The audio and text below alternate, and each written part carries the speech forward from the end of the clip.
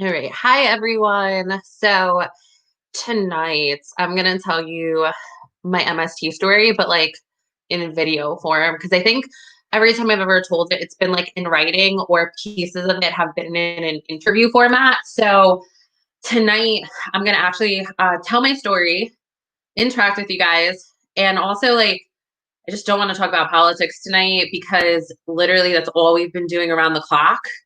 So I just want to focus on story time because I think when you guys hear what I actually went through, this story is fucking insane. So that reminds me, let me put the mature warning on here because we will have people who get upset that we don't warn people because the story is like, I think it's more than rated N to be honest. So, we're going to talk about that. So that way people don't get um, crazy upset because we didn't put a warning on here. So anyway, all right. So I'm going to give you a little bit of background, right? I joined the Marine Corps at the age of 17. I skipped 11th grade. And when I skipped 11th grade, my senior year, most of the year I was 16. If so, that's when I enlisted. I had to get emancipated from my parents. And I enlisted because I was like too young to go to college. I couldn't rent a place. Like I couldn't do anything. And then if I did get emancipated, I was going to be making minimum wage and like I couldn't afford to live on my own. So I'm like, if I get emancipated and I join the Marine Corps, then I can join and start my life. And also, like, I just didn't grow up in a healthy home. Like, I grew up in a very black and white home. So I was like, I'm not really about this life. Like, the belief systems of like what my parents had versus how I viewed life, they were just not congruent. So I'm like, I can go to college because my parents, didn't have the money to take, for me to go to college. I can have health care. I can be independent.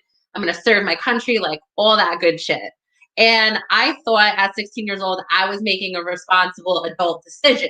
And I was like, you know what? I'm doing good here. This is what I want for my life. And then, I started doing all the exercises and all that shit you have to do, going to maps and, all that crazy stuff, right? So then I got to, boot camp and stuff. And I'm like, what the fuck did I sign up for? Because like I had no idea Marine Corps boot camp, like, yo, that shit is serious, right? I remember getting there and I was the youngest person in my platoon because I had like literally just turned 17 years old because I skipped 11th grade. So like I was a baby. And I even remember like we got off the airplane, right? And like they put us in a room. They're making us sign these waivers, signing life insurance stuff before we even get to Paris Island. And then when we get to Paris Island, they're like making us put these cloth things on our face to blindfold us and like put our heads down and like we're not supposed to be looking around how to get to Paris Island in case we want to leave the island. So I like just remember being there like this is so weird.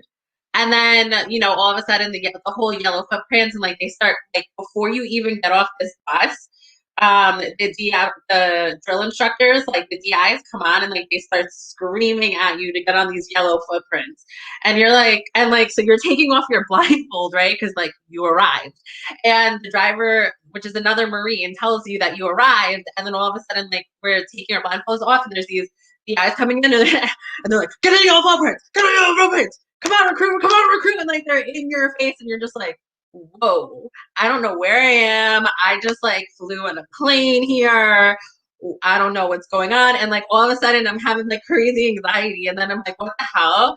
So like the first 5 seconds I'm on Paris Island, I want to like pee in my pants because I'm so scared. And anyway, so like and then you have to call your family, right? And like every time I called one of the numbers, no one was picking up. And they're like screaming at me to make sure I talk to someone.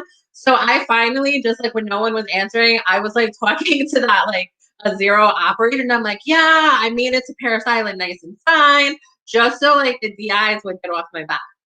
And then, like they strip us down, they give us skivvies, they're making us take urine tests, they're taking our stuff away. And I'm like, okay, whatever. And then, boot camp starts. And boot camp in the Marine Corps is not only like boot camp itself is hard. Like the workouts you do, the intensity of the workouts, the agility tasks, the mind tasks, the schooling, like everything in and of itself is hard. And it's a major haze fast. So it's like you go through like so many different hazing events from like eating sand half the time in the sand pit, crazy exercises. One time we all got put in the showers and we got Lysoled. Like 100 of us were in a shower in our skivvies and got Lysoled after we were going back and forth in the squad bay with our what do you call it? Like in our skivvies, and we had our hiking packs on. I don't know why I'm forgetting like the name for it, like body packs, which were filled with everything. So think about doing squats for like an hour back and forth. That was the one time in boot camp that the whole platoon was crying together unanimously because that shit was so painful. And then after we went through that, we got thrown in the shower. They took Lysol and straight sprayed that. So we're like crying and coughing hysterically all on top of each other. And I'm like, what? Like, what was I signing up for? Like, I thought I was signing up to serve my country. So like, those were like my first initial like experiences where I was like so terrified that I was like, this is not what I signed up for, but this is crazy.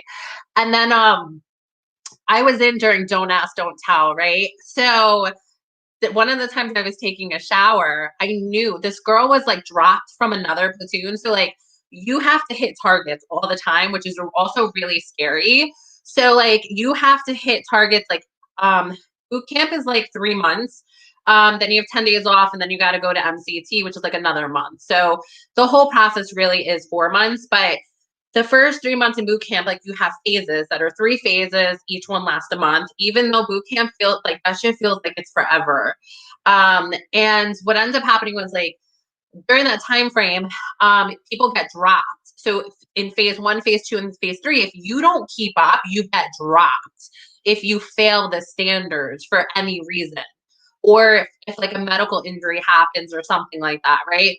So I'm like, I'm not trying to stay on this island any longer than I have to, which was like hard too, because I was a kid and I was so terrified that I was like, I don't want to be here. Like every day, and I was quiet, like, which was crazy because I'm not a quiet person. But like in boot camp, like I did not run my mouth, I did not say shit. I was like the whole time, I was literally like the little runt that would just be like, mm-hmm, hi ma'am, hi ma'am. Like I didn't even want to talk to anybody. I was so scared every single day.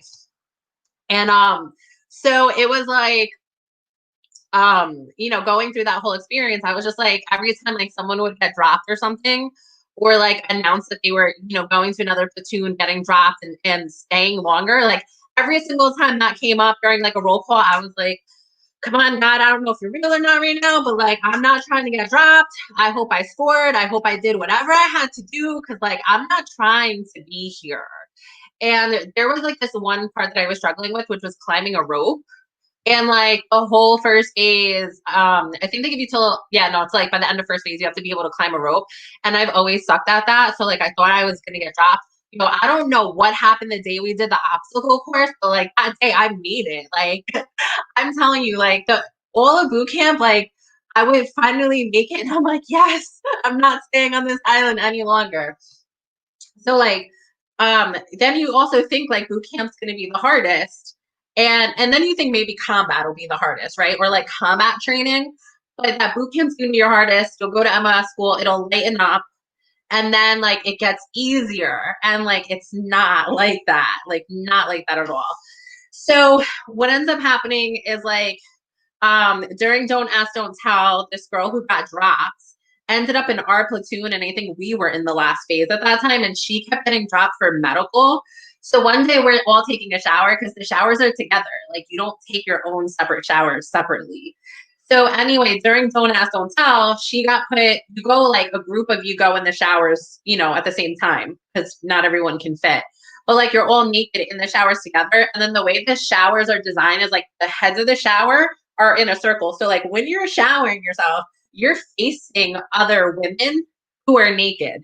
So during Don't Ask, Don't Tell, obviously, like you can't make comments to someone, whatever, which is sexual harassment anyway. So like me and this other girl were generally always assigned together in the head because we had some kind of responsibility that we had to clear out the heads and circulate everyone in all the time. So we were always in like the last cycle to shower. And the girl who got drops in the shower with us, and now we're taking a shower, but like we got used to showering together. And we both liked it because like we were always together, so we kind of just got comfortable. But anyway, so this girl comes in who gets dropped and during Don't Ask, Don't Tell, and then she starts hitting on the both of us while we're naked in the shower. And she's like, "You guys look so good. You look so yummy. Like your bodies are so nice." And then she like purposely drops her soap and she's like, "Oh, can one of you pick that up for me?" And I remember me and the other girl were like, "No." Like we like took a step back and we're just like, "This is kind of weird." But like we didn't think that she was actually homosexual. We thought she was doing it to get kicked out because she had already been dropped so many times. So we were just like, "What the heck?" And then we were like going and getting her towels to get out, and she like kept saying these like really sexual comments to us, like, "Can I touch your breasts? Can I touch your butt?" And like she would not stop. So I'm like, "What the fuck?" And like, remember, I'm 17. I'm 17, and this is boot camp. This isn't even me going to MOS school. This isn't even the fleet. Like, this is all women together, and this girl is like trying to get out of the military before she even gets out of boot camp. So like she's using the don't ask, don't tell rule to get out. So like now me and this girl are like in the shower naked going through sexual harassment with this girl, right? So we're like, "Can you please stop doing this? It's uncomfortable." So she purposely doesn't stop because she didn't want to be there. So then we're like, you have to like put underwear on and then you have to go weigh in and you have to get into a line with like everyone in formation. And then a doctor comes and checks you and your bruises and documents it. So when we're getting in this formation, then she gets next to me and that other girl. And like the whole time she's saying stuff to the point that we both were like, "Yo, like just leave us alone. Like this is too much. Like go bother someone else." So then obviously the drill instructors come over because like now a fight is about to break out and now we're all about to get in trouble together. So now we're like trying to explain that like this girl is bothering us, but at the same time, like, we just want to be left alone. And now like there's this whole show going on because of it. So that was pretty much like boot camp for the most of it. The only time that I had like real leniency that I was like not constantly pushed to the limit was when I became the artist recruit. I became the artist recruit in boot camp to draw our platoon flag and paint it. So like that's when I got some like time to actually like breathe and relax. And where the DIs were really nice to me because like there's this whole thing in the Marine Corps in boot camp where the DIs want the best flag. So they wanted to leave me alone because they wanted to show off the best flag. And then like, by the way, we did have the best flag. Like it was dope. And anyway, so like, you do the crucible and you do the rest of boot camp and like finally, we pass everything and I'm just like glad to be out of Paris Islands. And I'm hoping at this point it's gonna get easier.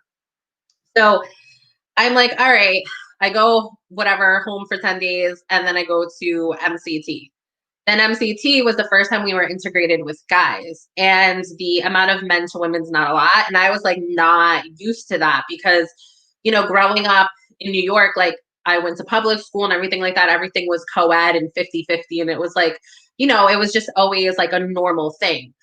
So you're also talking about these guys who haven't like, oh, and then in boot camp, no, if you look like the way that you would get in so much trouble, like there are certain phases that you would do stuff with dudes, right? Like phase 2 in the swimming, or like there's this part where like you have to propel down like it's not a tower, I don't even know what it is, but you have to propel down and like put these ropes on, whatever. And every time you're in boot camp, like you're not even supposed to look at the guys or like look at where. So what they'll do is they'll put you next to each other, and like if you look, you guys get yelled at for looking at each other. Like it's the dumbest shit ever.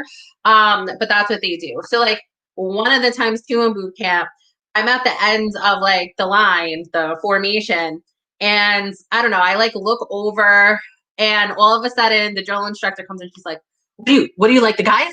You like guys? She was like, "Why are you looking at them for? Why are you looking at them for?" Like, and the reason why I was looking was like my crotch was hurting because like they put these ropes. So like when you're doing a propel, you're not wearing like propel gear. You're making a propel like a waist strap out of a rope. So anyway, and then when you go to the DIs and they're putting it on, they put it on so tight. Like I'm talking about, like I felt like my ovaries were coming out of my womb. So like I'm standing there and I'm like, damn, this hurts. And I'm like, so I look over because I'm like, how does this not hurt guys? Like I don't have a penis, but this hurts. So I'm like curious because I'm like, how are they dealing with this? And I'm seeing all like the women like we're like trying to adjust, and then they're like, telling us to get out of tension, but we're like, this hurts. So we're like really trying to like adjust it so we could all breathe. And like they don't let you. And then the other thing that they'll do is the DIs will come back around and re-tighten them after you like it just sucked. Like the Propel Tower sucked because it was just painful. And so anyway, I was like, if guys have a penis, this has to be hurting them way worse, right? So like it was really my curiosity that was like, if this is hurting my crotch and my stomach the way that this is hurting, this has to be hurting a guy, right? So anyway, like I decided to look over and I see the whole formation of guys holding their balls, like in pain, like hunched over. So I was like, like whatever. So it was like out of curiosity I was looking because I was like, are they doing the same thing to the guys that they're doing to us? Because if they are, like these guys would be in more pain than we are because like their reproductive system's outside of their body. And then the other thing I was thinking was like how unhealthy that is. So I was just like, I wonder if like this is going on. So they had us like facing, let's say, north and the guys facing south, but like we're next to each other. So they're telling us not to look at each other because everybody's pretty much holding their crotch because they're in pain. So anyway, I got in trouble because I looked to see what was going on. And we were getting paired with guys anyway on the rappel tower. So like everyone's talking to each other about how their crotch hurts. And I was like, I don't know how this is functional because if you needed to be in the middle of combat and your crotch is in pain, like you're distracted. But there's a lot of like things like that in the Marine Corps that you just question where you're like, what's the purpose in this and why is there not like innovation in this area? So anyway, then what happens is I get in trouble and like obviously I was sent to the sand pit. I was screamed at. Then like they're telling me that like I must miss penis and that's why I'm looking over there and whatever, right? Like so I'm getting yelled at for that shit and like a whole bunch of stuff. And just boot camp, like it was a haze fest. So and like you do get told that it's gonna be like that. So it's like you kind of like expect it, but you think it's gonna get better. And then MCT when you get integrated with the guys and you're doing stuff with them, and now it's not like you're gonna get put in the sand pit because you looked a certain way. Like those dumb rules go away, right? And they're more functional now. You're in combat training, and the combat training itself is it's pretty like I liked combat training to be honest. And in combat training, my team, I was the only girl on my team with all the guys, but I liked it. And the guys were like really good to me and we kept winning candy because like we had the most like athletically fit team. But like I liked it because it was like it was fun. It was like we went into a swamp and like we're learning how to navigate our way through a swamp. We did obstacle courses. We did like these simulations in Iraqi villages and stuff like that. Like it was most of it was a good time, except for like this one day that was really bad. Where I went through like another hazing that day where the instructors, so like me and this other girl had these two partners, and the two partners on a hike, they ended up like defecating on themselves. So like the thing was they had to go leave and to go change clothes. So her and I paired up together. And when her and I paired up together, then we were supposed to go back to our partners later on. And like we just didn't want to do it at that point because like we had already gone through other stuff. So like we refused. So then anyway, what ended up happening was we ended up getting hazed for that, right? Where like we're in the Iraqi village. No, we came out. I looked like so they had for the M16s they have these like paintball rounds, and the paintball rounds are like pink paintballs and blue paintballs, right? And most people got shot once or twice by the instructors.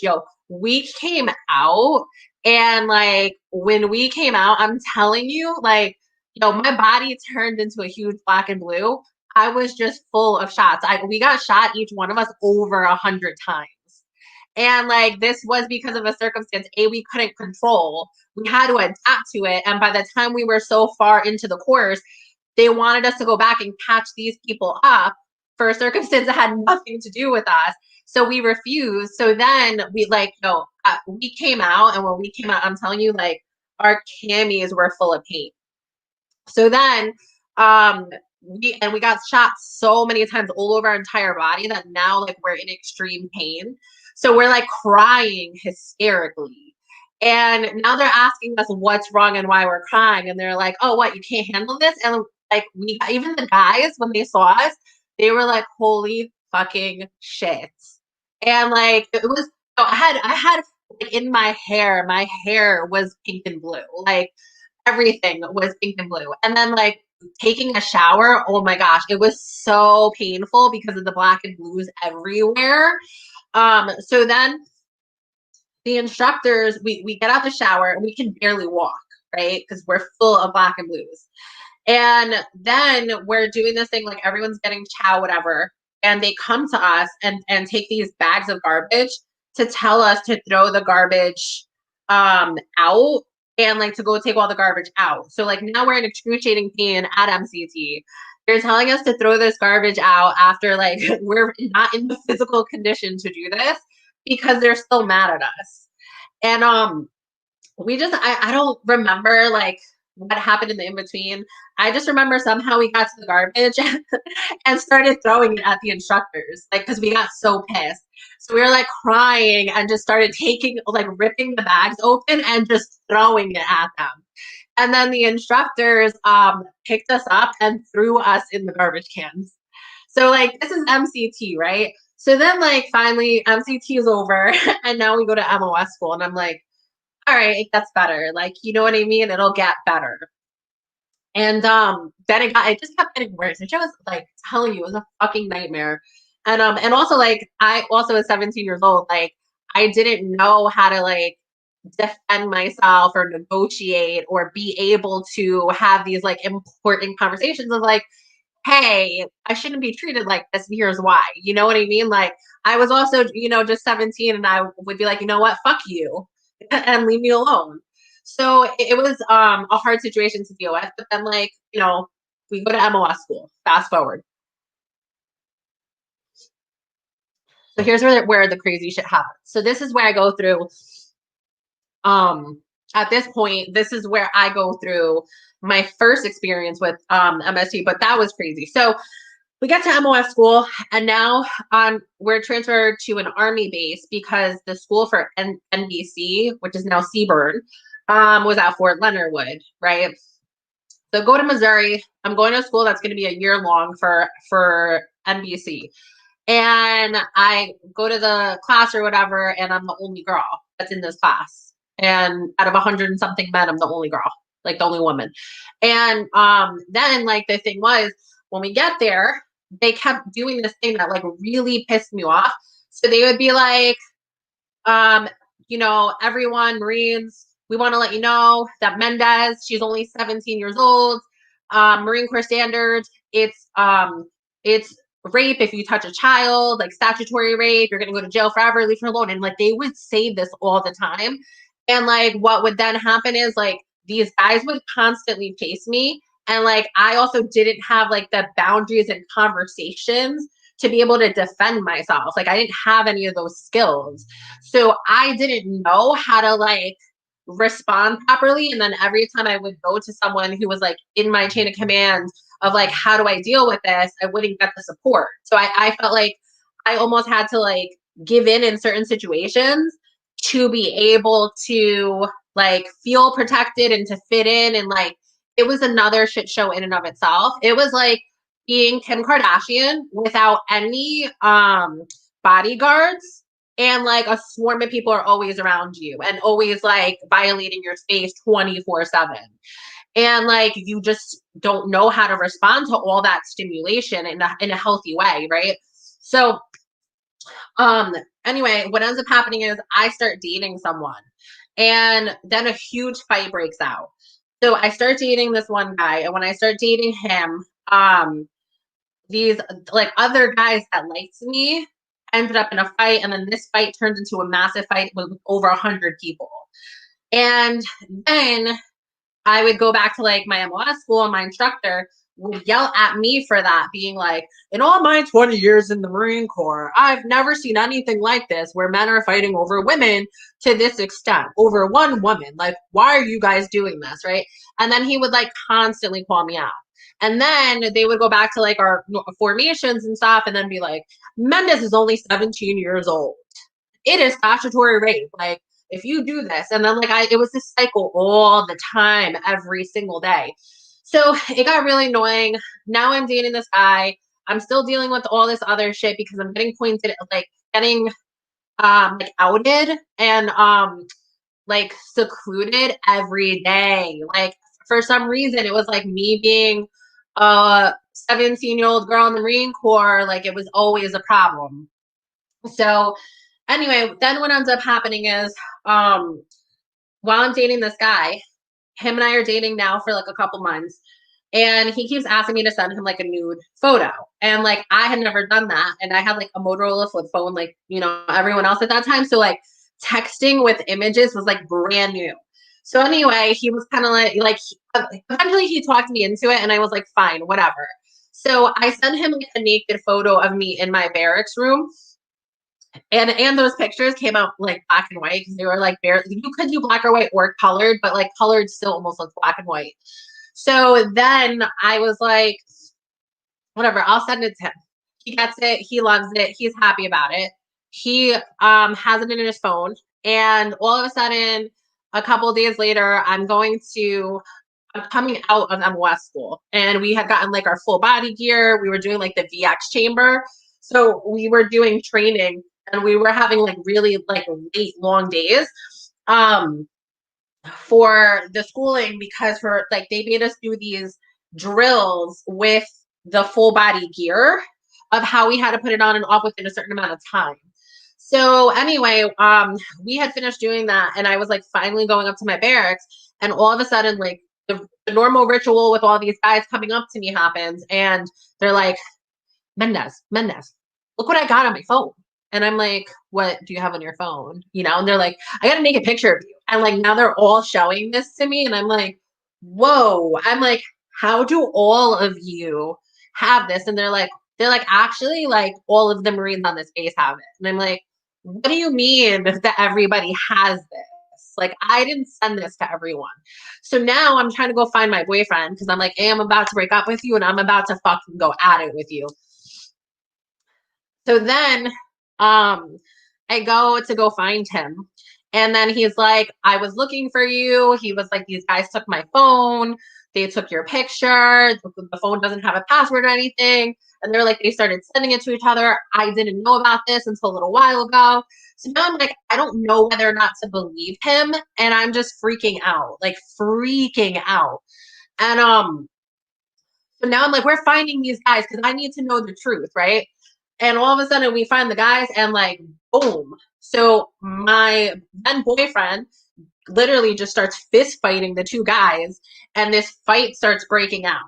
So now I'm like, oh my gosh, now there's another fight. Now I'm dealing with this. And I'm like, how did, you know, I'm 17, everyone has a naked photo of me. There's another fight breaking out. I don't know what's going on. I break up with him because I just don't want to deal with this shit. Like, I was like, fuck this, you know, I don't want to deal with this. I want no part of this. Like, I don't want to deal with this. So then I'm going to go tell my instructor, some of the other people, and I keep telling them, I'm like, oh, this photo got out. Everyone has it. And now like everyone's talking about me. And I didn't give anyone permission for this to happen. So then they tell me that even though I'm 17, because I signed up for the military, it's not considered child porn. But then if they kept telling me that if somebody had sex with me, it would be statutory rape. So it was like bizarre. And then they were like, well, you signed up for the military, you don't have any rights. Because in the civilian world, there were rules about that, right? About like revenge porn. And they were like, there's nothing we could do about it. You shouldn't have done that. So now I'm like really upset about it. And I'm like, well, I want to talk to someone, in legal about this. Like this to me is like really, really fucked. And I want to know like a legal opinion on this. And when I was told that there's legal services and medical services on the bases. So then they're telling me no, just I'll talk to my instructor in the morning. It'll be better and like leave it alone, right? So the next day we go into formation, and now my instructor's not doing shit. He starts singing a cadence while we're getting ready for PT, calling me a slut, a hoe, a wook, and having all of the guys in formation chant that I'm a wook, I'm a hoe, and all this stuff for sending this picture out that because I'm doing this. Um, I'm distracting the guys, like I'm causing fights to happen. Um, you know, my camis are too tight. I'm drawing attention to myself. Like all of this crazy shit. So then I'm like, I get mad, obviously. I wasn't like gonna sit there and be like, yeah, that's okay. So like I get out of formation and I was like, go fuck yourself. So now my instructor comes back and I'm like, I'm screaming, right? Where I'm like, I told you that I've already dealt with the consequence of being humiliated, of this getting out everywhere, and now you're further humiliating me. So then he's like, well, there's nothing you can do about it. He's like, this is the Marine Corps. And he was like, and you did this to yourself. And he was like, and if you didn't want that getting out, you should have never sent it out to begin with. So he was like, you deserve what you're getting. And this is your additional consequence. And I'm like, no, I was like, all you're doing is harassing me further. And I was like, and now you're telling everyone else to harass me. So then he's like, get back in formation. And he was like, we're going to finish our cadence. And then he's telling the guys that like I'm next to, and he was like, you guys need to spit on her like the slut that she is. No, I get out formation, like run out, separate. And I'm like, fuck you. Fuck you. And he's like, oh, really? He was like, well, if you don't get back in formation, he was like, and you don't let them spit on you and you don't listen to the rest of this cadence, Mendez, you're getting written up for insubordination. So now I'm like, okay, I asked for help multiple times.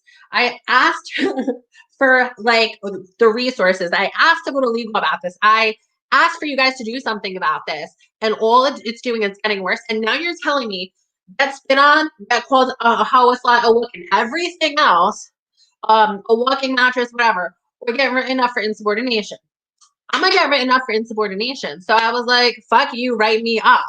Write me up because I'm not dealing with this. So I walk out and at that point I like go to my barracks room, I lock myself in there, and then all of a sudden they're bringing some MPs, they're writing me up, for insubordination. I get written up. I'm on restriction now for 14 days and my pay is getting docked. And I'm just sitting here like, and also remember, I'm 17. So like I'm also not processing this out like a 30-year-old would, right? Like you're talking about I'm still a kid. So then I'm like, the fuck this bullshit. Like this is such bullshit that this is allowed to happen. And then when they go to write me up, they're making me like sign paperwork for the write up, and I'm like, I'm not signing this. And then they're like, what do you mean you're not signing it? And I'm like, I asked for help on this. I didn't like ask for this to come out and for this to happen. I sent this to my boyfriend, not to everyone else. Someone stole his phone and sent this to everyone, and it's going viral. I never intended to. Now I'm getting called a slut, a hoe, look, and everything else. So I'm like, I'm not signing it. And I was like, you can keep me on restriction and do whatever you want. So then they got somebody who's the AOD on duty to follow me everywhere to, make sure I'm doing duty stuff until the point that I'm going to sleep at night. And they're like, this is the only way we can keep you out of trouble. And I'm like, I didn't even fucking do anything to get in trouble. Like, I'm trying to resolve the situation and you guys are making it worse. So then I'm like, whatever, right? Because, like, now I just have, like, a fucking attitude because all this fucking dumb shit's happening. So I'm just like, you know what? It is what it is. And I'm, like, doing my shit. Then they make me wash this, like, mascot dog that smelled like shit. And I'm like, whatever. So I'm just doing what I have to do to get through restriction. I meet another female Marine who was in MP school, who went through almost the same exact thing as me and landed on restriction for the same thing, for insubordination, for defending herself. Like same shit. So and we're like 10 years apart. We were both in the Marines, but in two different MOS schools. And both of us end up in the same place on restriction for the same reason, which was even more mind blowing. So we meet each other and we click like this because we're like, what the fuck? Like, this is not what they told us the Marine Corps was like. Like when I spoke to my recruiter, like this is not the conversation we had. Marines were very respectable men. They were very good people. Like it's the highest caliber branch. And like, we're like, what the fuck is this? Right. So her and I click because we're going through the same thing. She has somebody who's following her around everywhere. I have someone who's following me around everywhere. And like, we're both dealing with a severe mental health decline. And finally, we get off restriction like temporary. Oh no. So we're almost done with restriction. It was like our last day of restriction, right? Uh, and then I got sent to like a master sergeant to talk about this because I kept fighting with like all of the higher ups about how this is stupid. I was like, the rules are stupid. This is not how we treat people. And they sent me to a master sergeant. I talked to him and he tells me I need bigger camis. Oh no, so I talked to a gunnery sergeant first. And when I talked to the gunnery sergeant, and I tell him what happens, he goes, oh, so like I'm saying that he's like, getting attention. And then when he's talking to me and I'm trying to explain what happened and why I'm not signing this paperwork, he's like, why are your titties looking at me like that? And remember, I'm 17. And he's like, why are your breasts looking like that? And he was like, why are you flaunting them at me? Why are you moving your breasts like this? And I wasn't, because I was like terrified, right? Like I'm shaking out of anxiety. Because I'm like, what the fuck? Like, why are you all fucked? Right? Like, why is every single one of you fucked? Like, what happened to all of you? Like, why is this organization like this? And then I was like, gunnery sergeant, like, I'm not doing anything. And I was like, and I don't like how you're speaking to me. He got so pissed. He got a bunch of other Marines around his rank to come around and circle me. And they were all like, oh, um, he's like, aren't her breasts looking at me? Like, aren't they like calling out my name? Like, what is she doing? What are you doing like this? So now they're all doing that to me. And they're like, stand still. Stop moving your breast. Stop moving your breast around. So now at this point, I'm like I'm flipping out again, right? And now I'm like fighting, and I'm like, leave me the fuck alone. Stay away from me and stop talking about my breasts. Like, what the fuck are we doing? Like, I'm at fucking work right now, and you're talking about my breasts, and I'm 17. This is after I'm like on restriction for this shit. Now you're talking about this fucking photo. Now you're telling me that like because you've seen this photo, you can see my breasts through my camis, right? So now I go and I'm like, I want to speak to someone who's higher ranking, right? Because I'm thinking this is somehow going to get resolved. So I then get sent to this master sergeant or sergeant major on the base. And I'm talking to him and he's like trying to be nice and reasonable with me. And he's just like, okay, well, being that everybody on base saw your breasts, he goes like, I think the best response to this is we're gonna send you to get bigger camis.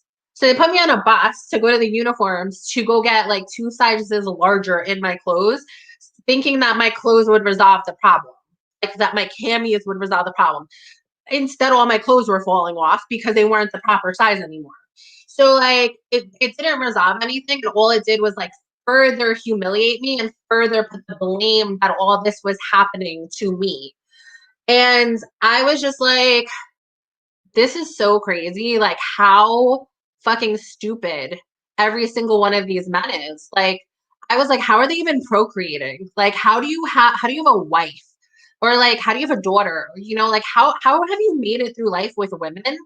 Like, and this is the whole like Marine Corps. And then at first I'm thinking it's just this base. I'm like, it's just this base that's like this, and the shit is hideous. So after that happens, I get returned to do my last day of restriction, right, with this other girl. And on the last day of restriction, we get asked to, there was this kid that was missing from formation. right? So like they're doing the nightly formation and this kid is missing. And they then tell us to go into the male barracks to see why he's not in formation. So now I fight with the sergeant who's on duty. And I'm like, we're not supposed to be in the male barracks. So, and we're on restriction. So, like, why would you have out of the hundreds of men and thousands of men that are here, why is it you're going to have me and her go into the male barracks when we're not even supposed to be in the same barracks to begin with? And we're on restriction, and that would be a violation of our restriction. So I'm like, this doesn't make sense to me. So then, like, there's this young, admirable Marine who's like, I'll go in there. He was like, it's right next to mine anyway. I'm a guy. I'm not on restriction. I'll take care of it. Yo. So then, and then, like other guys with him start following his lead, and they're like, we'll go into the male barracks with him, whatever. He's like, no, what you guys are gonna do is you're gonna go change into your alphas. And he's like, all of you and your friends, all 16 of you are gonna put your alphas on. And he was like, and you're gonna go get into like the duty hut. And he was like, you're all gonna be on fire watch now. And he was like, and you and the other female that I was with, he was like, the two of you are still going in there to go see what's going on. So now I'm like, I don't want to do it. And then he's like, well, then you're getting written up for insubordination again. And I'm like, like, if I get written up for insubordination again, now I'm like, I'm not gonna have any pay for a whole month. Like, I've been here without getting paid for 2 weeks. Now I'm not gonna get paid. So now I'm like, and I'm gonna be in more trouble. So then I talked to the other female Marine. She's like, you know what? She's like, every single time we try to confront something, it just gets fucked. Let's just go in there and get the letter and get out. And I'm like, if we do that, we could still get written up. So I'm like, it's like we're getting written up either way. And I was like, how are we going to do this? So I'm like fighting and I'm like, I don't want to do it. And I was like, so we're going back and forth for a while with this. Finally, like somehow I got talked into it. We go in, we find out that this kid is on SIQ, sick in quarters. So when that happens, we come back with a letter for SIQ and he's like, you guys are going to go change into your alphas. You're going to be on fire watch the whole night with these guys. And I'm like, why? And now I'm so angry that I'm like, I'm not changing into my alphas. Like, it's not happening, not changing into my alphas.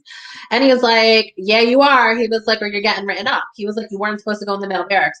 I was like, yo, I was so mad. I'm screaming at him. Like, he was like 5'2", and I'm taller. So I like get in his face and I'm like, I was like, no matter what I do, I was like, I fuck the Marine Corps. I was like, no matter what happens, I'm like, all you do is fuck people over. You guys don't like women.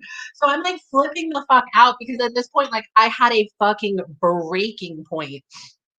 And I'm like, no matter what I do, I'm like, how the fuck am I arriving in this situation? Like, no matter what decision I make, it is constantly checkmate and I'm getting fucked no matter what I'm doing. And I'm trying to make the right choices. So at this point, I'm like, I'm so pissed. I'm so done. I'm like, I don't care what the consequences are because I'm getting consequences anyway. So I'm not putting my alphas on. It's not going to happen. There's no way that that's going to happen. So now we go and they got a female staff sergeant who's like 6'2" to come and escort us to our barracks room to make this change into our alphas. And I'm like, yeah, like we got there and I'm like, I'm not doing it. And I was like, I don't give a fuck. I'm not doing it. I'm not doing it. And like now I'm being really, really stubborn because I just had it. Like I was like, no matter how I respond, you're gonna create an outcome which is adverse to me. So at this point, I'm not listening to you because this is stupid. Yo, picks me up by the neck and puts me against the wall. So, and she didn't know that like I had done Olympic style boxing all the way through middle school and high school. So like when she did that, I wrapped my legs around her and I punched her with a hook and I'm left-handed. So I did a left hook and then there's like, it's an illegal hook, but there's a way that you knock somebody out with your elbow. So I like go and I'm like, boom, boom. And I let my legs go and she falls over. So I like jump down and now I'm like cursing at her. I'm like, fuck you, bitch. Like, don't touch me. Right. So like she falls over and like actually passes out. I run into the bathroom. The other girl that I'm with, the Marine that I'm with, she's changing into her alphas because she feels like there's no way out of this. And she's like, Mendez, like, we're just going to get in more trouble. This is just going to bring more attention to us. And I'm like, no, I'm not agreeing with this. I'm like, we're doing everything they say. Like, they're letting us people treat us like this. I'm like, no, this isn't right. This isn't right. Like, I'm not dealing with this. And I'm like, now they're going to haze us. And I was like, I'm not doing this. So I locked myself in the bathroom, lock the door. I take a razor blade apart, like a shaving razor blade. I start ripping open the blades on it and like I break it.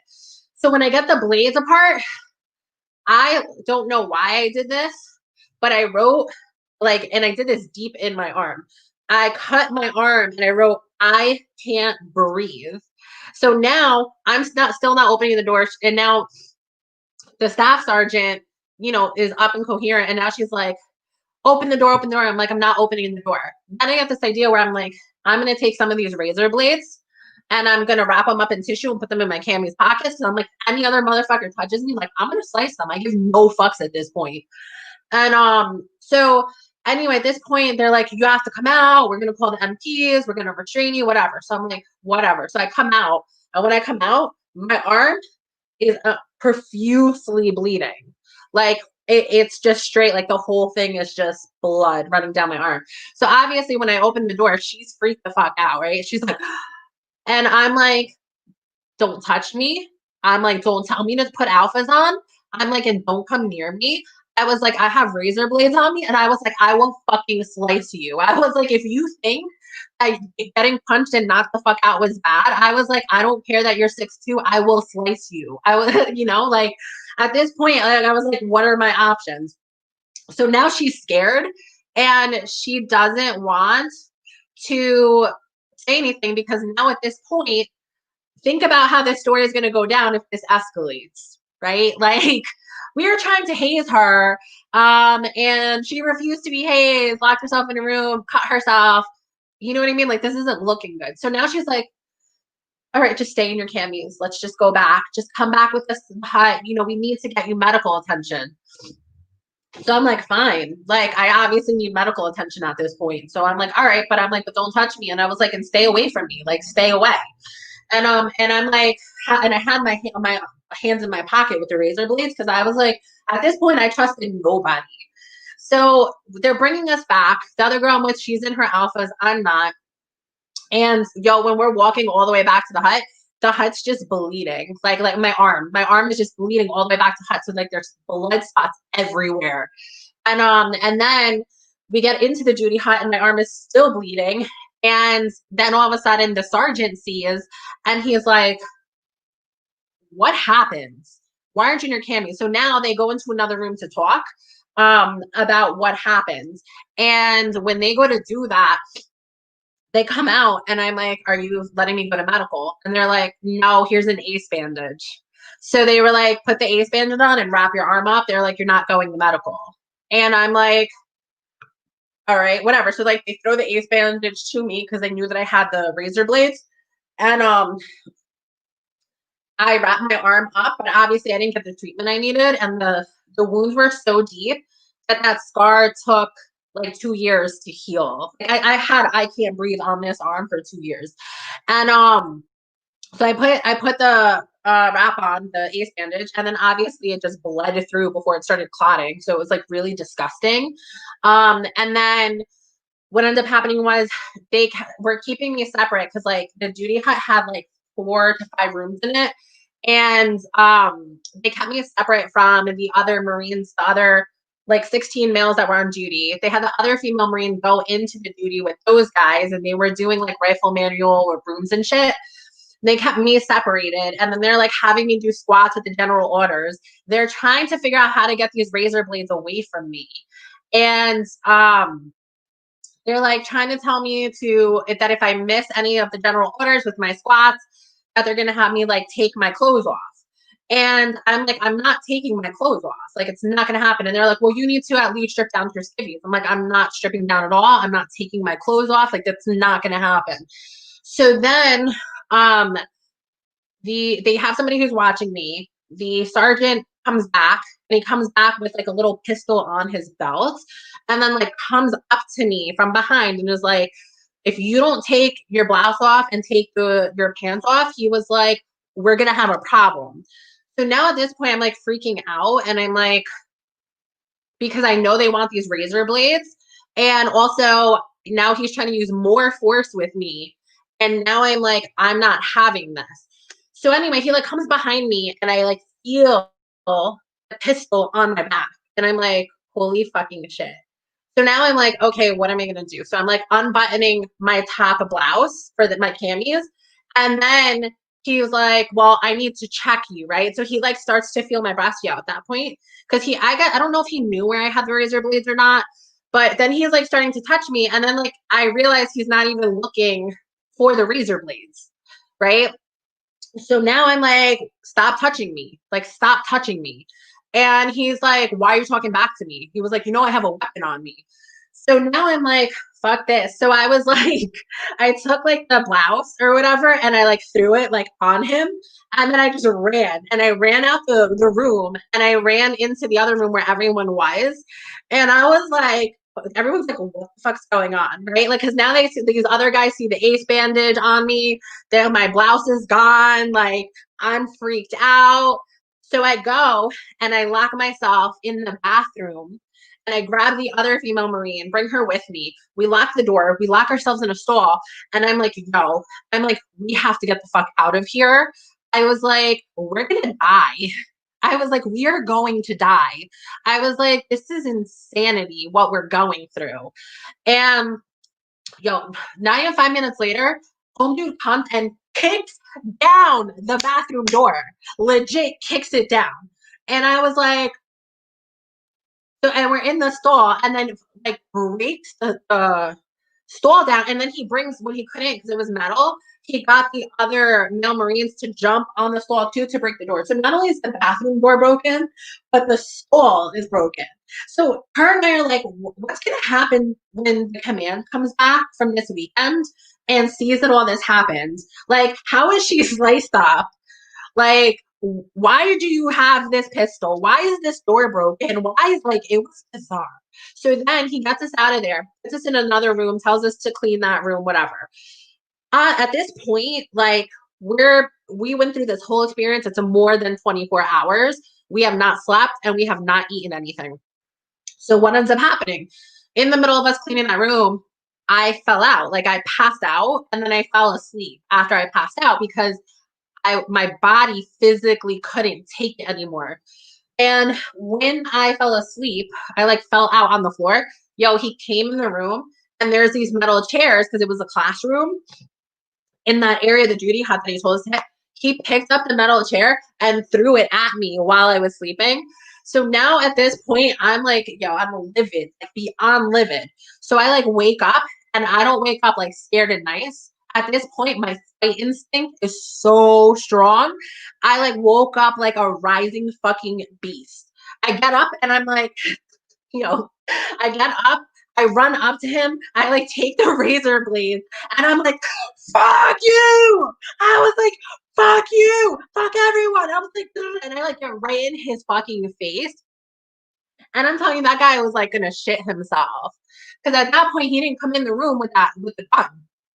So he's like now shitting himself, and he's like, okay, okay. He's like, and leaves the room, locks the door, and then leaves us in there for a little while. And then he comes back and he's like, I just want you two to stand over here facing the wall, and I don't want you to say anything. Just stand there at attention. Like, this just keeps escalating and we're not resolving anything, and we need to talk about resolution. And I'm like, no, what we're going to talk about is I want to go to legal and medical. I was like, I need medical attention. I was like, after everything that I have been through over the last month here, I need mental treatment. And I was like, and I don't want anyone touching me and coming near me. And I was like, I need you to stay away from me. Cause I was like, yo, I was like, I give no fucks. I was like, if I'm going to jail for slicing someone, it's gonna happen. Like, I just don't care. And he's like, I understand. I understand that this is a bit much. I know that Marine Corps culture can sometimes be a lot and it could be stressful for young Marines. You know, let's just relax. So now, like, let's put you two here. So now, like, we're facing a wall. And now we have to stand on attention. And we're like, literally, I didn't even know you could fall asleep standing up, but like, we were at that point. So me and the female Marine are there. Now we're like on day 2 of this shit. Day 3, like, you know, this shit's just a cycle going on. So after 3 days, the duty and stuff comes back. Well, the area on duty switches after that because something happened. A switch was supposed to happen and it didn't. And this guy ended up being the AOD the whole weekend. Finally, towards the last day, this new guy comes and he hears like half of the story. But then when he sees us, he sees like we're fatigued, we're dehydrated, we haven't eaten. He sees we're not doing good. So he comes to talk to us and then he sees my arm and like things are not adding up for him. So um he finally comes and like gets us some Gatorade to rehydrate, gets us a plate of food, but like keeps us in the area duty, and then was like gave us some blankets and was like, here, just do what you can to get rest. And he's like, I have to figure some shit out because like he's trying to figure out what's going on. And then when we're telling him the story, he's seeing all these like violations, but he doesn't want to get anyone in trouble. But at the same time, like this shit blew up. So he comes to me or whatever, and he's like, so they told me that you have razor blades on you. And I'm like, yes. I was like, you know, here's all the shit that happened to me. And I was like, I'm not turning over these razor blades because I don't want anyone touching me. So like after a while, he's like, look, you can trust me. Like, I'm feeding you, I'm letting you guys sleep. I know you didn't eat or sleep the whole weekend. I know that like a lot of bad stuff happened to you. He's like, just let me get the razor blades. I will work everything else out for you. So at this point, I'm like, all right, whatever, because I just don't want any more problems. And I give him the razor blades. And then he like basically at that point, like was like, just go back to your barracks room in the morning. You guys are going to talk to some of the senior leaders, whatever. So we leave. And the girl that I'm with is like, Mendez, we need to go UA. She was like, you realize we're going to get murdered for this shit. She was like, we're going to get murdered for this. And I was like, well, this guy might help us and tell the senior leaders what's going on. And I was like, we can go to legal and medical. Like, I was like, we have each other. I was like, there's clear evidence of everything that happened. I'm like, there's a whole trail of blood for a good mile. Like, how are they not going to know that something happens? And I was like, the door is broken and beaten down. The bathroom door is broken and beaten down. Like, how are they not going to know? So so anyway, we make up a plan at this point. She's gonna hide, and we one of the guys who was on duty, we like recruited him to help us. So she hid. We packed up all of our stuff and put it in sea bags, and then got another sea bag that she like we put her in the sea bag, hid her, and then we both had our cell phones and we agreed. We were like, look, I'm going to try to see if we can get legal and medical. If they allow us to get legal and medical, we'll go that way and we're not going to go UA.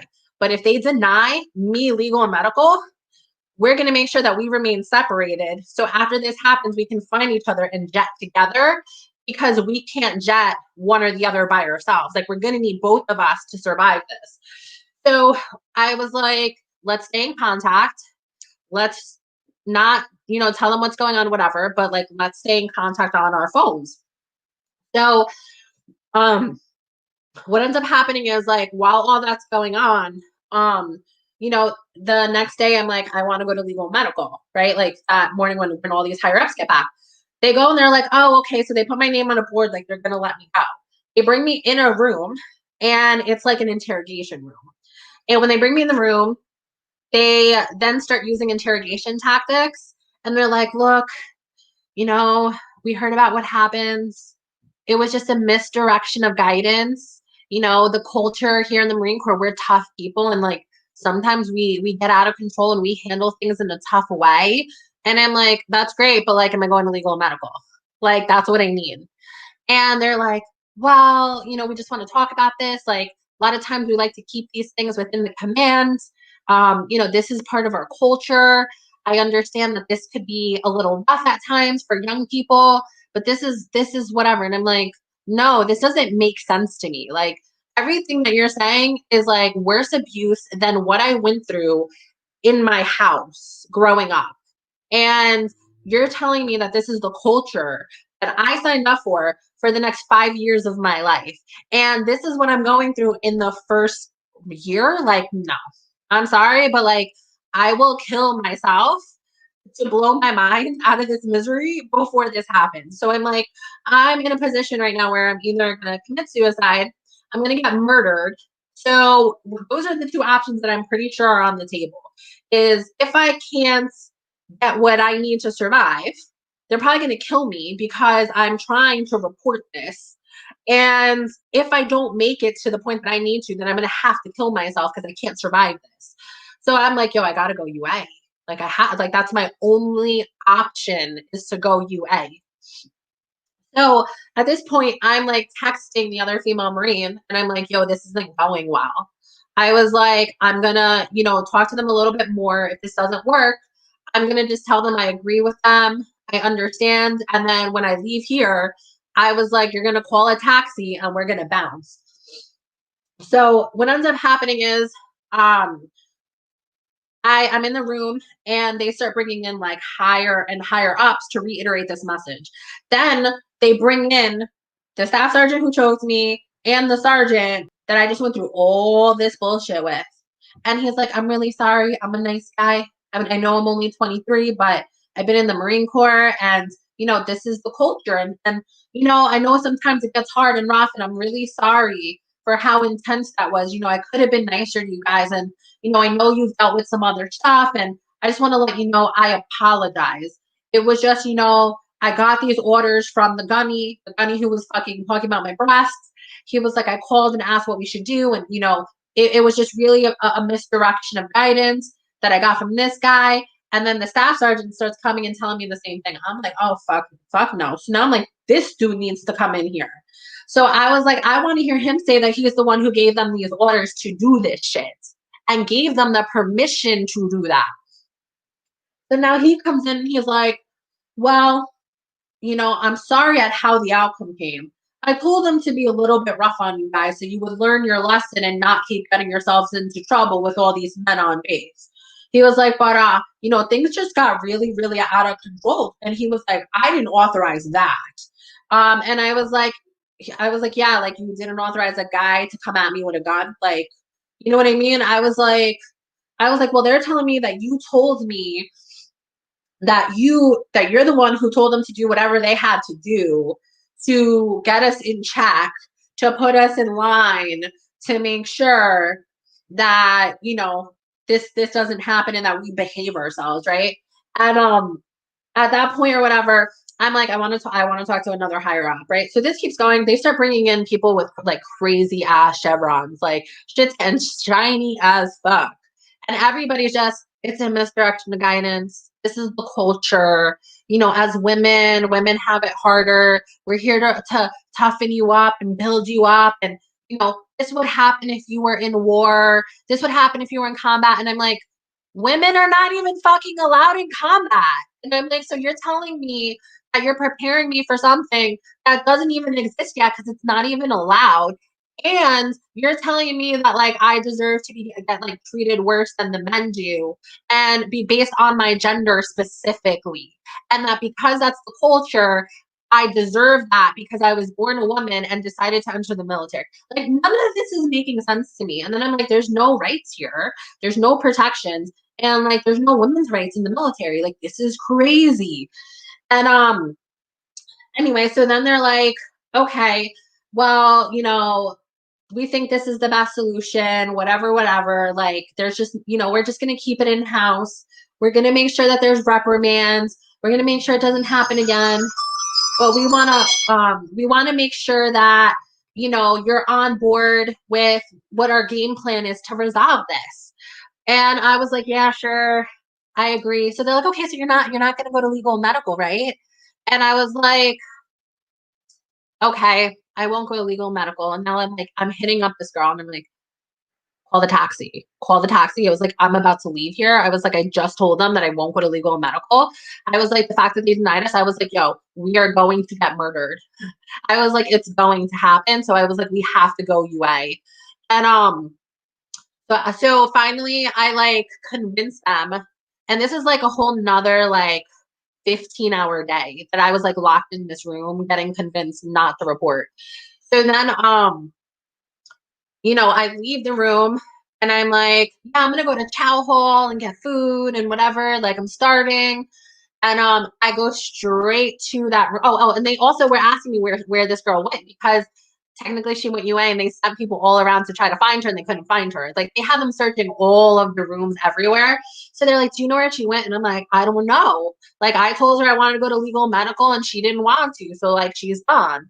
And I wasn't gonna tell them like that's my exit plan. Because like to me, you guys are trying to murder me. Like I'm going to get murdered and my parents are never gonna know what happened. So I'm like, this is just not going down like this. I was like, I'm not doing this. Like I'm getting out of here. So anyway, the whole day I just like, denied knowing what happened to her. Because also I'm like, if you're not giving me what I want, I'm not giving you what you want. Like if I'm not going to legal medical, there's no way you're finding out where she is. Like I'm not dumb. Like I know how to negotiate, right? So like you're kind of like convince me not to report and you're trying to get information out of me. Like so I'm like, yeah, no, like like I'm street smart. I grew up in New York. Like o'clock. Like, so I was like, whatever. So anyway, I hit her up and I'm like, no, we gotta bounce, whatever. So I'm like, call the taxi because like I can't do that with them here. And anyway, they let me out. And as soon as they let me out, I get out the room, I get out the building, I make sure no one's following me, and I run to that barracks. I find her, I grab her stuff. She's like, I already called the taxi. We jump out the room, we come down, and now everybody's watching us because they knew that I was locked in that room. They all thought she was UA. They see us together. So now everyone's trying to call the command to tell them, but we're jetting so quick, jumped over like a stair rail, jumped down, and just ran out. And all of a sudden, like the taxi is right there.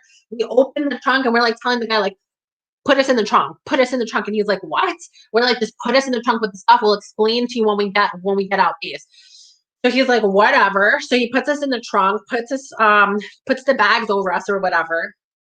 And they're checking on the way out, but like they didn't see us. And they even like opened the back trunk and still didn't see us. So we get out, and finally when we get off base, we tell him like go like a mile or two down and find a parking lot and then take us out and then we'll explain. So anyway, we get out or whatever, and we're like, look, we got to go to an ATM. We know they're going to freeze our bank accounts. We need to get money, and we need to get out of these camis and, her alphas or whatever. So we go to a bank. We go to an ATM. We take all the money out of our bank accounts, and we go to Walmart, buy clothes, buy a bag to put the clothes in, went to the Walmart bathroom, took our camis and dumped them in the Walmart bathroom, and then called another cab to bring us to a hotel. And at this point, this is the night of my 18th birthday, or like, no, the next morning was like my 18th birthday, something like that. And we get to the hotel, and when we got to the hotel back then, you could pay in cash. Like now you have to put it on a card. So we like, and also the girl I was with had like IDs from her sisters. So we like got the room in a different name. We pay in cash. We get the room. So like they can't trace us, right? And then we get to the room and we're like, holy fucking shit, like what we just went through. And we're still scared because we're like, yo, we got to get out of this. We got to get out of Missouri. Like, we can't stay here. They're like, and then we're like, we're going to be like, the state troopers are going to get involved. Like, there's going to be an FBI warrant. Like, we have to figure this out. And we're like, we can't do anything that they're going to know our names. So then there was a gas station by the hotel. So we're like, let's go get some food and, let's grab some alcohol because we were like, we need it at this point. And she was a lot older than me, and she was legal of age. So we go, and then all of a sudden we go, there's the Missouri State Police right behind us. And on the radio, there's like these two female Marines. One is Hispanic and one is white. They both went UA. Here's their description and their height. And like, we're going to check out to pay. And I'm just like, oh, fuck. Like, we're about to get caught. And I'm just like, so I'm like really quiet. And like, the other female Marines next to me, and she's like, what the fuck? Like, and I'm like, I don't know. So like on the spot, she's just like, she said her sister's name and like she names me something. So like we go and pay the transaction, we leave, right? And we're walking back to the hotel. And the cop stops us and he's like, what are you ladies doing around here? And so she goes real quick, she's like, oh, we're here to see our boyfriends. Like they're Marines on base and we're here to visit. So we're gonna go see them tomorrow. And he's like, oh, okay, you know. And I was like, yeah, because like I look like I'm white. I don't look like I'm Hispanic, you know? And so and then he's like, oh, like what are your names or whatever? And you know, so she like makes up names for both of us. He was like, oh, okay. And he leaves. And I'm like, yo. Then we get back to the hotel room. And when we get back to the hotel room, our phones are blowing up from the base. And like the command is like calling us and we're not answering. We're like, fuck these people. Like these people are fucking nuts and they're going to kill us. So we're like, we're not doing it. And we got back and all of a sudden, like maybe 2 hours into us getting back, you know, we make a plan that we're calling a taxi in the morning. And sorry about that. Um so um yeah, so we call the taxi, we make a plan or whatever. And when we make this plan, we tell this woman what's happening. We're like, you got to take us to St. Louis. We're going on a Greyhound. We'll explain to you on the way there what's happening. And um anyway, so all of a sudden, like after that, there's a knock on our hotel room door. And we thought it was like the command at first. So now the girl I'm with, there was a window and she like you know the air conditioners and how like some hotels have like a miniature like little balcony area before the window. Yo, she opens the window, stands on that shit and is like, if it's the command, and she was like, and they're coming to get us, she's like, I'm jumping out the window and committing suicide. She was like, I'm committing suicide. So she's like freaking out and I was like, just be quiet. So I'm like, I like enter the prone position. I crawl to the door and like I look and I see like a cleaning cart and I see these guys that we saw in the hotel lobby that were really drunk. So I'm like, I was like, I actually think it's just the cleaning lady or those guys. So I'm like, so don't jump. But I was like, let's be really quiet and not say anything. So like we turn the lights off. I was like, let's get down from this balcony. Like, let's just go to bed. And I'm like, I was like, let's call this lady and see if we can get her to come in like 2 hours. So it was like midnight at that point.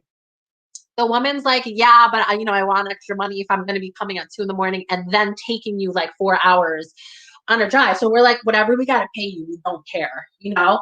And this woman comes and gets us in the morning. We jet and, you know, we have 4 hours to just talk to her. And like this woman, we told her what happened and like why we were running away from the military. And we're like, no, we really think we're gonna get murdered. Like, and we told her what happened, and then I like showed her my arm. And when we showed her everything, she was like, "Oh my God!" She was like, "You guys are like refugees," and she was like, "I gotta save you, and I have to help you." She's like, "This is horrific that they're doing this to young women in the military." And like, I've heard stuff before, but like I've never seen anything like this. And we're like, "Yeah, so we have to escape." I was like, "Or we're going to get murdered." And so she was like really chill about it and like she was giving us cigarettes because we were so stressed out that like we were just huffing and puffing cigarettes that whole ride and like she was smoking with us and we were lighting that thing up. And then we got to the Greyhound. And when we got to the Greyhound, when we get there, all of a sudden, the front of the Greyhound is all Missouri State Troopers, all of them. So then she's like, put your heads down, put your heads down. She was like, and then she's like pulls over the car, puts like the packs on us. So we're like in the back of the car now hiding again. And she's like, I can take you guys to the back. I've been here before. It's where the buses are and there's a back entrance. The only thing is there's a fence. And she was like, you guys would have to hop it with your stuff. And she was like, so I don't know if you guys are gonna be able to do it. And like me and the other girl were like, we're in the Marine Corps and we're escaping the Marine Corps, like we can hop a fence. We'll be okay. So we go behind where all the buses are and we literally like grab our bags and we climb up. We get over there so we avoid all the cops.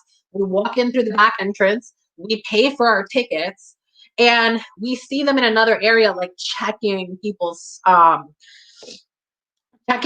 tickets and their names and stuff, and they were looking for females. And then we go or whatever, and we're like, um, we go and like we hide. And then when we go and we hide, we went into the bathroom and that we hid there the whole time until like our time came. And then we got on like the bus. And when we got on the bus, that shit was like, oh, that's a whole nother story in itself.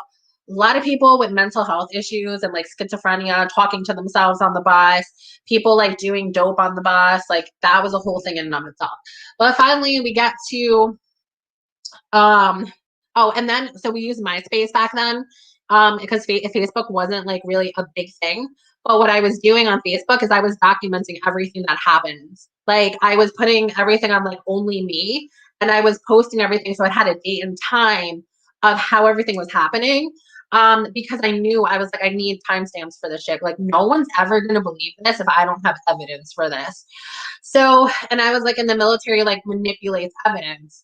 So I was like on Facebook, like my first couple of things on Facebook that I have on private are all, it's like the whole storyline of this happening.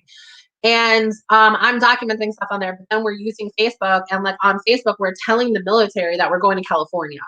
But in reality, we're going to Philly. So we're telling them that, and then like, they create this fake MySpace because it was all old people back then, and they didn't know how to use the internet. So they make a burner, but a horrible burner. That's obvious it's a burner. And then, they're like, haha, so what's going on? Hey, heard about what happened. Want to help you, blah, blah, blah, whatever. We're like, yeah, we're going to California, blah, blah, blah. So whatever. So like they tell the FBI we're going over there. And we finally make it to Philly. But by the time we make it to Philly, the cost of everything, we ran out of money. So now we're there and we're like, what are we going to do? Because we have to stay UA for at least 2 weeks to not get sent back there. And we have to stay UA for like a good 27 days to like try to get discharged. So at that point, I was like, well, I want to stay in the Marine Corps, but I don't want to go back there. So I was like, I want to stay UA 27 days. At this point, she's like, I don't ever want to go back to the Marine Corps. She was like, I had enough at that one base. I don't ever want to find out what it's like anywhere else. And I was like, well, I think being naive, I'm like, well, maybe it's just that one base. And she's like, if it's like that at one base, it's like that at every base. And she was like, I'm not signing up to like get murdered on American soil. She's like, that's not what I signed up for. And we go through this whole process and finally we're like, well, what are we going to do? So then she's like, we can go stripping and we can get the money. And I'm like, okay.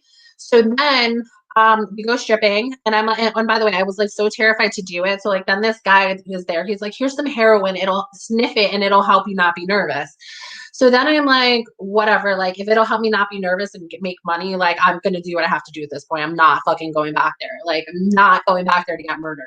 So I'm like snorting this shit and then I'm like, whoa, like now I'm high. I never did this shit before. Like didn't even know what heroin was before that. Didn't know what that shit did.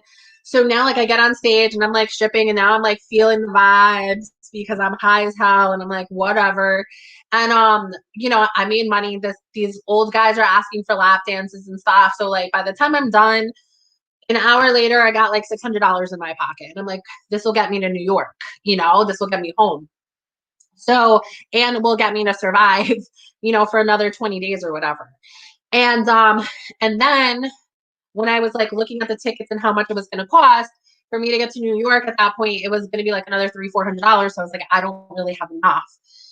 So then this young guy's there and like this guy like just lost his mom, but like he's super wealthy. He's like depressed. And then he's like, do you want to come with me tonight? I'll give like $200 and whatever you need. And I'll buy like your ticket home. So I'm like, okay, like whatever. I'm like, if I have to prostitute myself out to just make it away from this shit, like I'm gonna do what I have to do. So then I'm like, I was like, this is one time, it's one night, and it's gonna help me survive versus me living in hell. And and then you know, I went and like the guy was a total gentleman, thank God. But like that was a scary situation in and of itself, and the fact that I even had to do that. So then, you know, I go, he takes me the next day to um the train station to New York. He ends up paying my ticket. He gives me this extra money, so I have it. And you know, like from there we departed ways. And I went to New York. I called my mom at like the middle of the night. It was freezing. Um, at this point, I think it was the beginning of February because it was like I want to say like 2 weeks after my birthday. And well, maybe, or maybe January. I don't remember. It was so long ago. But anyway, somewhere around that time frame. And then I go. My mom's like, "What are you doing here?" And I'm like, I can't talk about it, but like I need to stay. I was like, I need to stay hidden for X amount of days more. And I was like, I'm not turning myself in until X day. And my mom's like, the Marine Corps is looking for you. The FBI is looking for you. They came to the house.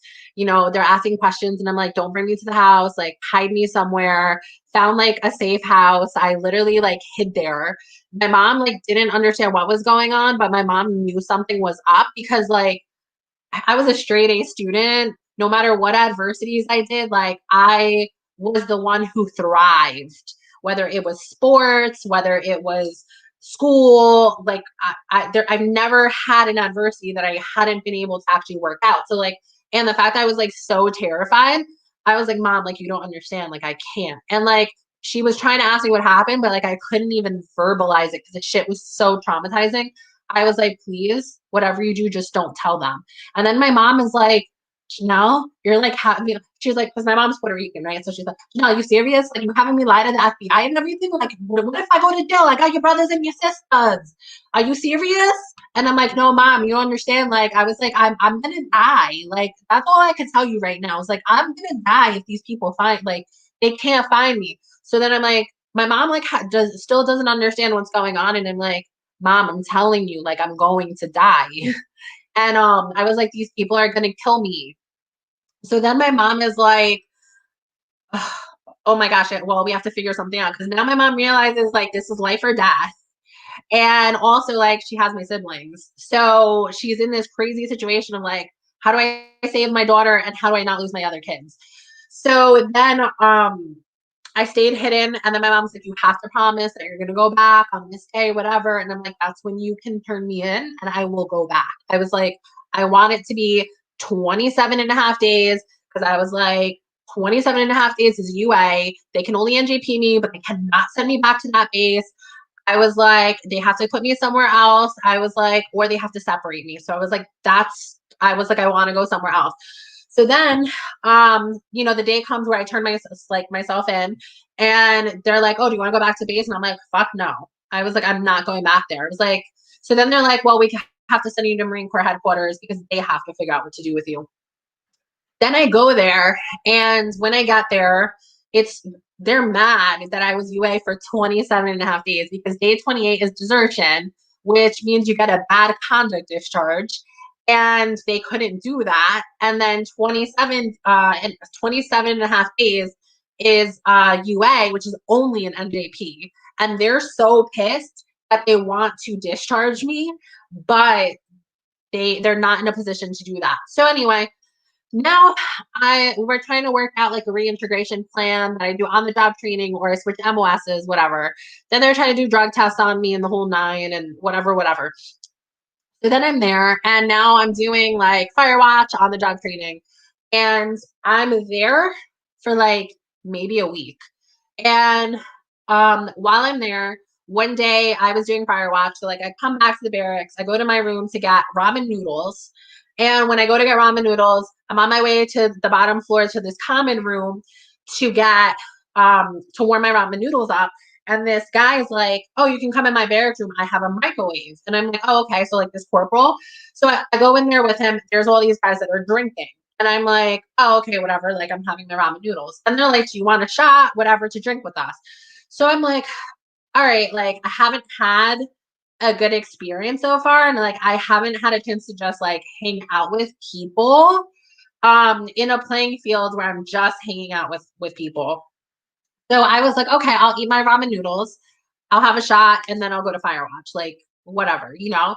And that was my 18-year-old decision, right? Like I wouldn't do that now, but like that's whatever. So anyway, here nor there. Then all of a sudden I black out. I don't remember anything that happened after that. Absolutely nothing. I wake up the next morning in my barracks room and I'm in a wife beater and boxers, and I have none of my clothes, none of my camis, and the last thing I remember is eating ramen noodles and being in this barracks room. And I wake up and I'm like, what the fuck happens? And I'm like, oh my God, I think I got raped. Right. But I don't even know. And I woke up with like a massive fucking headache. So I'm like waking up and now I'm like terrified and I have anxiety. I go to two of my sergeants and I'm like, this white beater doesn't belong to me. These boxers don't belong to me. I don't know where my clothes are. I don't remember what happened last night. I don't know what's going on. I think I got raped. And I was like, I need a rape kit. So they call NCIS.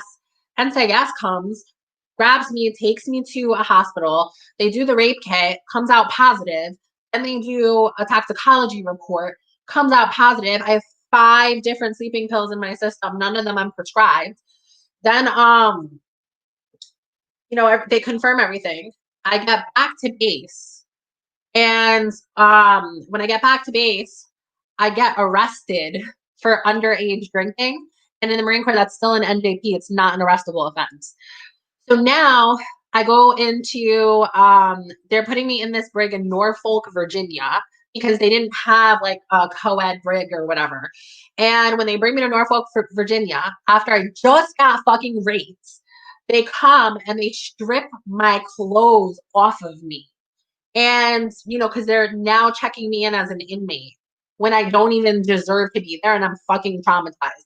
So now, and like now they have these people, I'm in a room of these guards who are like grabbing my arms, who are taking my clothes off, who are making me change. And I'm like sitting there and I'm just breaking down crying hysterically because I'm having a fucking mental breakdown. And what ends up happening is at that point they see my arm and my arm has a scar in it that's still like not healed that says I can't breathe. So then they call a medical doctor to come in and they fucking leave me naked at this point. This is like the other thing too, like that fucking added so much trauma. So they come in and the doctor's taking notes that this was on my body before I arrived. But remember that the Marine Corps never let me report that before. So the Marine Corps never had that on file, that I had that because they denied it and I had gone UA, right? When I tried to go to medical. So this is the first time this is being documented. So, and then they're looking at the cut and they're like, well, this is kind of like stabbing and scarring a little bit. This looks like it's at least a month old. And I'm like, yeah, it's 6 weeks old. So they document all that in my file. Then I have to call my dad and I'm like, Dad, I got raped. I was like, I went to the doctor. Everything came out positive. I was blacked out. I got roofied. This is what happened. And now I'm in jail. And I was like, they're telling me they're going to get me a Marine Corps attorney. I don't want one. Like, Dad, I was like, these people, like, I swear to God, they're trying to kill me. Like, I was like, this is not like, this is not a conspiracy theory like that. I was like, Dad, like, I'm going to die. I was like, I'm going to die or end up in jail or something. And I was like, I need you to hire a private attorney. So like me telling my dad this information, my dad is freaking the fuck out now. We have to hire a private attorney who specializes in military law. And then we go to trial. At the trial, when all of the evidence got presented, I won at that trial. And the magistrate released me from jail, dropped the charges, and the Marine Corps, what do you call it? The Marine Corps captain was fucking pissed. And he got yelled at because he's like, she's a flight risk, she's ran away, blah blah blah. And then the judge is like, right, she ran away because she got denied legal and medical. She ran away because she went through sexual violence. And he's like, the Marine Corps has a history of doing this to women and young people. And he's like, And she ran away because you guys locked her in a room. And he was like, obviously, she's going through mental stress that she cut herself. He was like, you guys are physically abusing your people. And he was like, I'm dismissing everything. And he's like, and I'm mandating that you give her medical treatment. And he was like, and I want to see that documented. So what happens is I go and I get out, the charges are dropped. He's mad that he got yelled at. And the other girl that so there's that at this point there's two other girls because like another girl from somewhere else went UA and she came back and like she ended up in jail for like a whole nother reason after she went UA. And then the other girl that I was with, the FBI caught her and they brought her back to the base. So now like these other two girls are in jail too, that all went UA for sexual violence, by the way. But anyway, so like the two of them got put in jail though, because like they were UA more than the 28 days. So like they were in the process of like desertion charges. So like now they were in jail or whatever. So the captain went to go see them afterwards.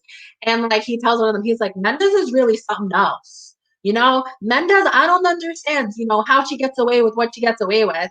And like, and the other women are like, are you fucking kidding me? Like, do you not understand what we're going through? So anyway, at this point, I'm just like, I want to get out. Like, this is so fucked.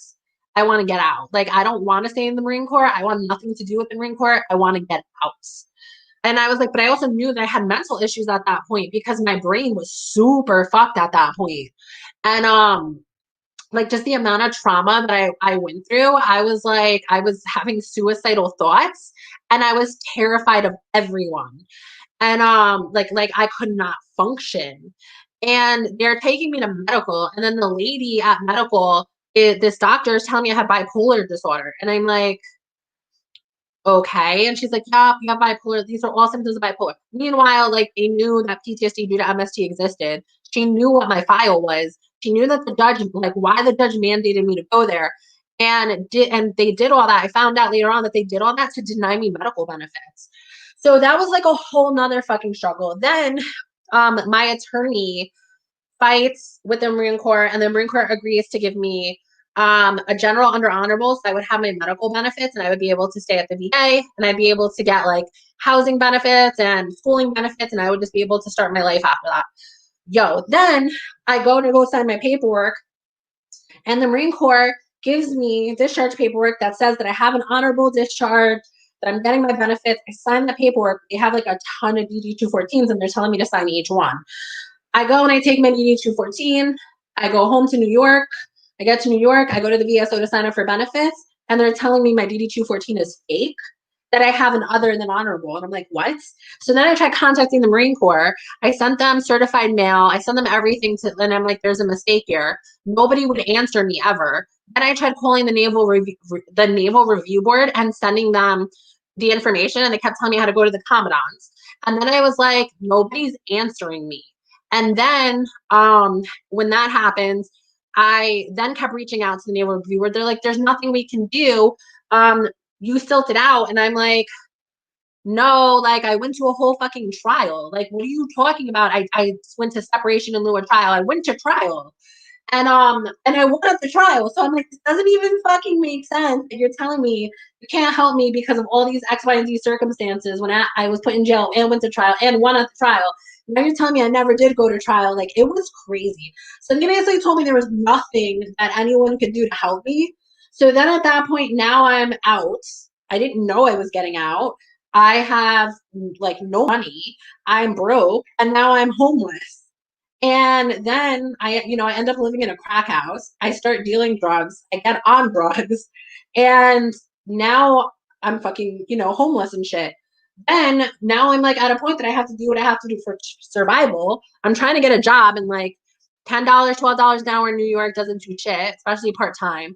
Then I was trying to go to college, but I had such bad PTSD that I could not function. I couldn't get health benefits. So then I went through this whole point of just becoming a drug addict. And basically, then I tried to overdose and kill myself because I was like, I can't do this. Like, I can't survive. And I barely survived. But that's pretty much my story, start to finish. With the military. But that's how crazy military sexual trauma is. So it's like when people are like, oh, you're running the movement for yourself. Like, I'm like, you have no fucking idea what I have gone through. Like, what I have gone through, nobody should ever go through that. Like, that is not the level of violence against women in a professional organization. Yeah, no. I will spend the rest of my life fighting for that, like fighting against that. Like, that's uncalled for. And the fact that any organization thinks that that's okay, yeah, no. You know what I mean? Like, that's for me to have gone through that. And then, like, when people say shit to me too, where they're like, is your story real? Like, whatever. It's like, to me, it's like mind blowing because I'm like, yo, like, go fuck yourself. Cause, like, you have no idea what I've been through and how much that's impacted my life. So it's like, there's people out there that they're just fucked up in general. But, like, what I went through myself, that is not happening. It's just not. And then you see like this is happening like 13 years later, and it's still the same cycle, and people are dying from it. People are either committing suicide or they're getting murdered and they're not making their way out. So, like, I am thankful that I made my way out, and I am thankful that I have survived. That doesn't happen to everyone. But yeah. Ooh, there's a lot of comments on here.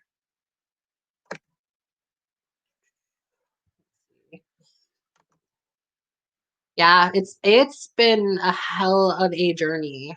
And then the advocacy journey, like, to even get here, I have just as crazy stories about the Marine Corps for you, like just as crazy in the advocacy world of things they've done. But yeah, that's why the I Am Vanessa Guillen Act needs to get passed. It's a first step in the right direction for sure. I mean, I'm glad that you guys liked hearing my story, because like I've done them in perspectives and like I've talked a little bit here and there, but like I've never actually like fully been like, let me tell you my entire story. So you can't, and because believe me, if I could, that shit would have been done a long time ago, which I think is one of the most fucked things ever. And even though they're changing it, it's only for people in the future. Because that was one of the things in the I Am Vanessa Guillen bill that I asked them if we could change. And they said no, that they're not allowing people who went through this in the past to sue. That's like, they're like, we're not going to change. So that's something else that would still have to be like fought for on a bigger scale, but I don't know if the support is there for it. And they don't want to do that in the I Am Vanessa Guillen Act. They only want to do it for people in the future. Yeah, it's just crazy, crazy, crazy, crazy. Thank you. I mean, I definitely appreciate it, and I definitely what do you call it? I definitely appreciate it because like it happens a lot, especially to men. A lot of men get roofied when they get raped. Yeah, I'm glad you guys like this. Like, I'm glad that you liked me telling my story authentically. Oh yeah, that's the whole way. Like, me telling my story in the Marine Corps, me telling my story to people, me telling my story, um, you know what I mean? Like when it first coming out on social media, like there's always people that are gonna be like that. What are you confused about? And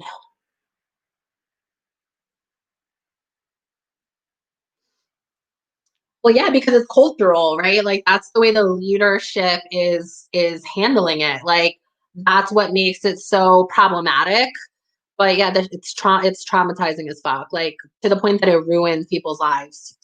Like there's so many other things that I can tell you the aftermath of like it's impacted my relationships, it's impacted my fight or flight response, my brain development, how coping, not being able to have access to medical care after going through all that shit. Like, every day I'm like, I survived because of this higher power. Like I survived because this higher power God was like, you're gonna do something about this and you're gonna advocate. Like I really think that's the only reason why I've made it this far because literally like I don't know how I made it. And like I still have trauma residue. Like I have really bad nightmares. I have like I can't sleep. Like even last night I had the wildest fucking nightmares. Like I was legit fighting people the whole night in my sleep. And like that's what my sleep is like. It's not restful, it's not like calm, and that's because of the way my brain's developed. And it's adapted to trauma that way. And like it's like that for me. So my fight response is so overdeveloped. So there's so many things that happen as a response, which is why I like open up as much as I do, because I'm like, the public needs to know about this. And like the military needs to learn about itself and ensure this happens never again to anyone. Because like this is not normal. This is not healthy. This is straight fucked. Like you don't treat your own service members like they are a prisoner of war. You know what I mean? And like you don't do things to them.